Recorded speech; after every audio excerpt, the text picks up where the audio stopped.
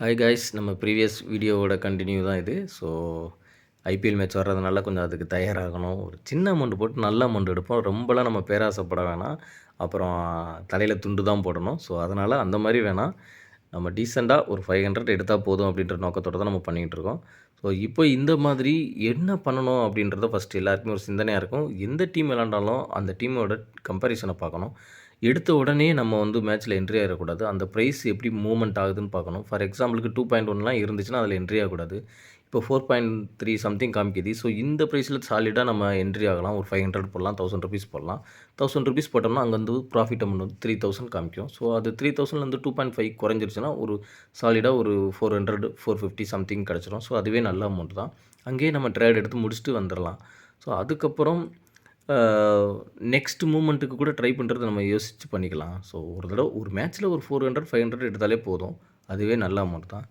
அதுக்கப்புறம் நம்ம இந்த 2.1, 2.5, 2.8 இந்த ரேஞ்சில் இருக்கும்போது என்ட்ரி ஆகவே கூடாது. ஏன்னா அது வந்து ரொம்ப கம்மியான ப்ரைஸில் இருக்குது. ஸோ கொஞ்சம் வெயிட் பண்ணி பார்த்து தான் போகணும். அதுக்கப்புறம் நம்ம கம்பேரிசன் பார்க்கணும். ஒவ்வொரு டீமும் எந்த அளவுக்கு கெப்பாசிட்டி இருக்குது அப்படின்றது, யார் ஃபார்ம் அவுட்டில் இருக்காங்க அப்படின்றத பார்க்கணும். ஏன்னா அதை வச்சு தான் ப்ரைஸ் வந்து ஃபிக்ஸ் பண்ணுவாங்க. எந்த டீம் வந்து நல்லா சூப்பராக விளாட்றாங்களோ அவங்களுக்கு வந்து ப்ரைஸ் கம்மியாக கொடுப்பாங்க. எந்த டீம் ஒஸ்ட்டாக விளாட்றாங்களோ அவங்களுக்கு தான் ப்ரைஸ் அதிகமாக கொடுப்பாங்க. ஏன்னா அந்த ப்ரைஸ் அதிகமாக கொடுக்கும்போது அகென்ஸ்டாக அவங்க ஃபைட் பண்ணி திருப்பி குறைஞ்சு வரணும். ஸோ அங்கே தான் நமக்கான ப்ராஃபிட் அமௌண்ட் வந்து எவ்வளோ வேணாலும் கிடைக்கும். ஸோ அங்கே தான் ட்ரேடே இருக்குது.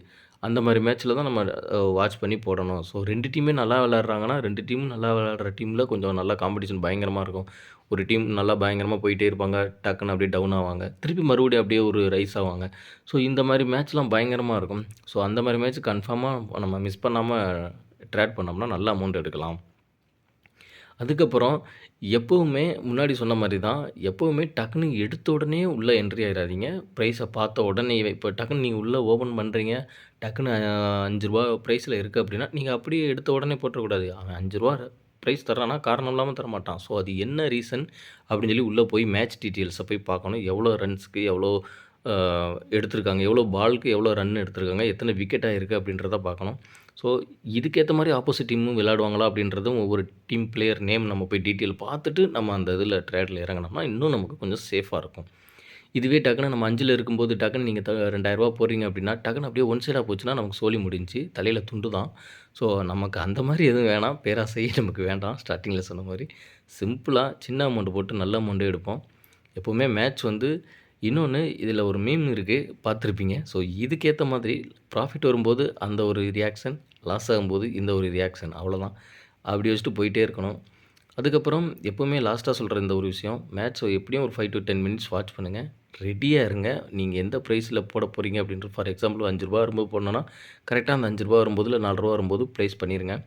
நீங்கள் ₹5 போட்டதுக்கப்புறம் டக்குன்னு அவன் 2.5 வர்றான், 2.8ல் வர்றான், அந்த இடத்துல நீங்கள் மாற்றும்போது உங்களோட ப்ராஃபிட் அமௌண்ட் எவ்வளோன்னு அங்கே கீழே காமிக்க முடியாது. அந்த ப்ரைஸ் வரும்பொழுது ஒரு 500க்கு மேலேயோ இல்லை 500 இருந்துச்சுன்னா சாலிடாக அங்கே ஓகே பண்ணி வந்துடுங்க. ஸோ அவ்வளோதான். இது பண்ணாலே நமக்கு நல்ல அமௌண்ட் கிடச்சிருங்க. ஓகே, பாய் பாய்.